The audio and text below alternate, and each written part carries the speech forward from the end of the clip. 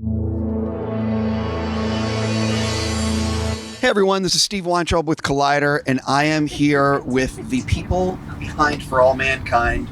I've repeatedly said again and again, this is one of the best shows on any channel. I love this show so much. I know how hard it is to make any piece of art in Hollywood, and I just want to thank you for the long hours and everything that goes on behind the scenes to bring this to life. And a huge thank you to Apple TV for, this is going to be airing after Comic-Con weekend, so a huge thank you to Apple TV also for the 4th season. I'm just going to say I'm very, very happy. And on that note, you're done. I just wanted to sing your praises and say see ya. But listen, one of the things that I love learning about, and I think fans like to learn about, are things that they wouldn't know about the making of a show and what goes on behind the scenes. I've asked you this, Ron, but not everybody else. What do you think might surprise people to learn about the actual making of For All Mankind? And I need you to grab a mic. The sets are all practical. We are actually in space. That's the first thing that you need to recognize. Sure, absolutely. Apple does have money, and they're one of the richest companies in the world, and the sets do indicate that is true. I think that what shocked people the most is how small those spaceships are, especially the first and second season space capsules of the Apollo era. They are so small, they're disturbingly claustrophobic, and I feel bad when there's cast that has to like get inside these things, especially in space suits. It's like they're just very cramped, and they're based on the real deal. So it's like you go in there and you realize there were actual astronauts in these things for like a couple of weeks, and it's insane. I would say what might also surprise people how hard it is to age up this very young-looking cast. We spend so much time in trying to figure out prosthetics and that are natural-looking, but I mean, we have such a young-looking cast that it's shockingly time-consuming. I'm sure in the chair, once they also have to do it, is also tough, but we are aging 10 years each jump, so it's a constant work in progress. Well, one of the things about the 3rd season, the 3rd season is my favorite thus far, and it's just, the writing is just so good. Every episode is like a finale. For the cast, can you sort of talk about reading these scripts? Because they are fully fleshed characters, really great storylines. I'm just curious what it's like reading these things and knowing you're going to be inhabiting these characters. I mean, I remember reading, my favorite thing to do is to read the first episode back each season, because you wonder where your character is going to be in the world now, 10 years later. And for Karen, it's always somewhere very, very unexpected, like space, the place that she effing hates the most. So, and I love that, but you are right. The same reaction you have to each episode, we have in our group chat where we're like, oh my God, you're doing what? Holy I'm doing this. Like we feel the same way. And so it's awesome to see that it translates once we actually finish shooting it and editing it and it goes out to you guys, that it's as shocking for us. And we have the same reactions that we get to be president, or we get to own a space hotel, or be blind, or whatever that it might be, that kind of comes our way. And I think we kind of champion for each other's characters as well. Yeah, we also all, any fan will know this already, but we're all also on our own island. Not all of us, but their storylines are very disparate in some ways. So we may know a little bit, because our creators don't love to share many details, even with us, but we all know a little bit about our own arcs and our own journeys, but we know nothing about one another's. So to me, one of the best parts about reading scripts and having table reads, and then of course seeing the show once it's made, is getting to see what everyone else is up to. So it's just as thrilling to me anyway, to see what Edi's doing and what Sonya's doing. Yeah. And one of the most attractive things for me on the show is the room that the writers give the actors to perform and be. It's very grounded. So when you're reading the scripts, just imagining everything that's on the page being delivered in a grounded way that's not network rushed. The performances just truly sing. I really wanted to join the show because of all the performances that everybody was doing. I mean, the thing that I feel like is one of my favorite things is there's like a ping pong match in my head when I have read a script, and then when I see the edit, when I see the finished episode, that's one of my favorite moments, is seeing like what was actually on the page, what was made on the day, and then how was it edited together. I love seeing kind of that journey. So I always find that really exciting. And yeah, just seeing what you all do in your scenes, because you're right, we are kind of siloed a bit, and then we kind of merge and go away. So Yeah, it's really cool to even like go back, like you said, and read the scripts and be like, wow, that's how that was manifested. It's really beautiful. Ron's heard me ask this before. I'm going to ask the cast. Obviously, in season 3, there is a starship. I mean, it's getting you to Mars, but it's not like the Star Trek starship. And I'm just curious, what season do you think it'll be when For All Mankind gets the actual like starship? He's asking the cast. So, yeah. Guesses, wages. On that note, this is maybe a little bit also of an answer to one of your earlier questions. Seeing the number of ships that the production design team designs and like the full journey of like what that looks like and then what actually is on screen, I also think is incredibly interesting, and it's something that you would never imagine. There's so many iterations, and season 4 is when we're on the starship, right? Margot's driving finally. Margot beams up to the starship. That's right, exactly. Cool. Molly's a hologram. I love it. I love capturing it. I'm in. But I'm being actually serious. Like, if this show stays on the air for long enough, we are eventually going to get to a Trek-type starship. So, Ron, let's talk about it. Is it season 6? Is it season 7? It's out there. You know, it's something we talk about. I mean, it's part of the plan of the show is to eventually do, you know, how do they reach for the stars and when does that happen? And we have a plan for it. I'll leave it at that. For the actors, another thing that must be really rewarding is that, you know, the show is every 10 years, and you're actually, if depending on the character, there is, you're basically going to watch someone's entire life as the show goes. Depending on, I don't know how season 3 ends. I haven't seen the last 2 episodes, but I would imagine there'll be some transition.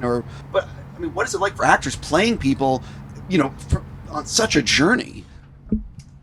I think for Molly, it's a unique one in that Molly's essentially the same person throughout. She is this curmudgeonly badass from beginning to end who loses her sight, but doesn't go through in many ways the kind of transitions that I think so many of the rest of the cast go through, these huge seismic journeys. Molly's focus from a little girl was to go to the moon. That was what she wanted to do, and to work for NASA, and that is what she got to do. And even blind is still working at NASA until she gets fired.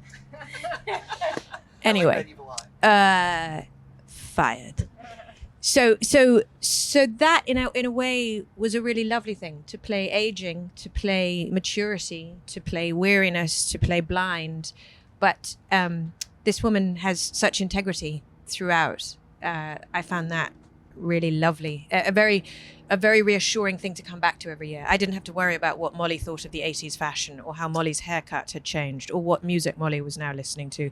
Molly Cobb, the mold doesn't change. It's the same human all the way through. So that was, I think, maybe different from how many of the others approach their roles. Yeah. I mean, I that was my favorite thing, was the challenge of the space in between each season. And then once I found out, you know, where Karen was going to be, what she was doing, what was happening, filling in all those gaps, sitting down and choosing who did I vote for, what music did I listen to, and because she does change so much between each season and in those 10 years. And I loved that, I guess, challenge of going and looking at history, what was happening, or fashion, or whatever that it might be, but also the personal journey of, let's say, going through grief and so much loss between season 1 and in season 2, how do we find her there? And then the same between 2 and 3, which is a much more giant leap into a different space. And it was really exciting to learn about this woman, and also still familiar, you know, when you come back to it, because it's still Karen. It's just a new evolutionary version of it. And I think that's hopefully what the audience feels as well, and why they love each character. Ron, I'm so curious. You are what we call, I'm going to use the term busy.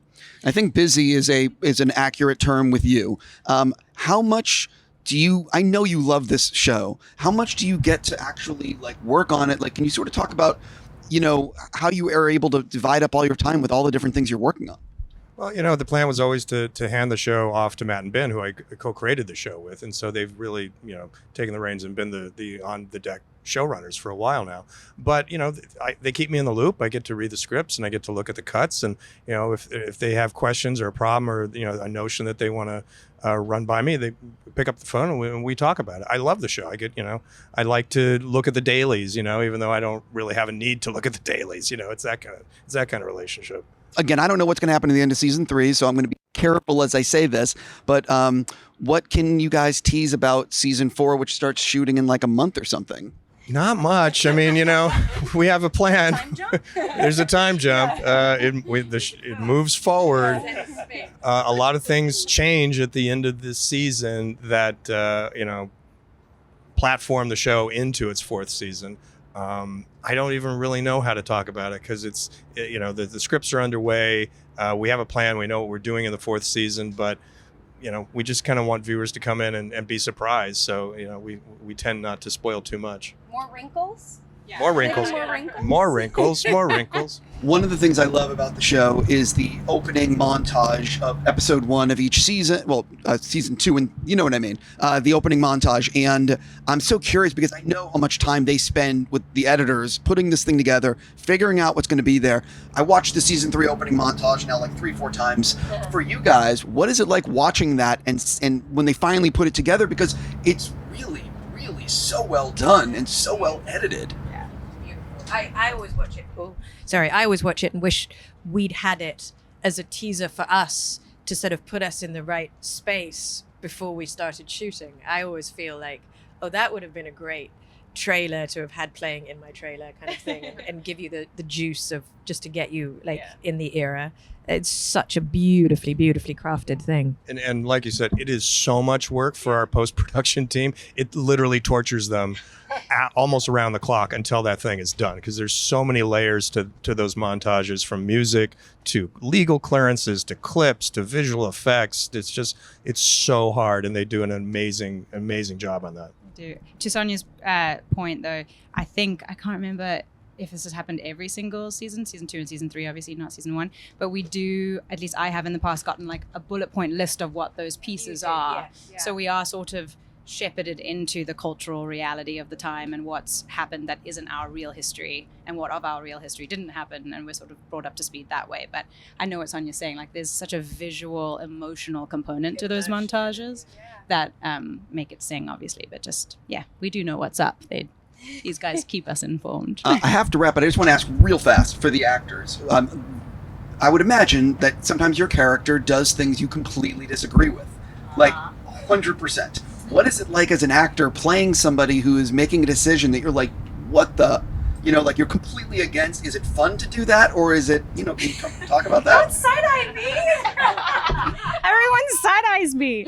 I'm not even going to talk about that moment. I'm going to talk about the first moment when I think season 1, episode 3, when I'm fuming because this one here is going to go to space with my husband, and that's not what women are supposed to do. And I'm saying these words that I fervently do not believe in my real life. Like the feminist in me is so angry that I have to say these things. And I had to recognize the place that it was coming from for Karen, which was fear, insecurity, which is something we can all relate to as humans, and then speak to it from something that I actually, maybe believe that much in my own life and forget that the words were something that made my blood boil. But I do love that. I do love that there's different opinions, because if you didn't have somebody like Karen, then, you don't have somebody who's stuck in the mud and you don't maybe see the change and progress as much.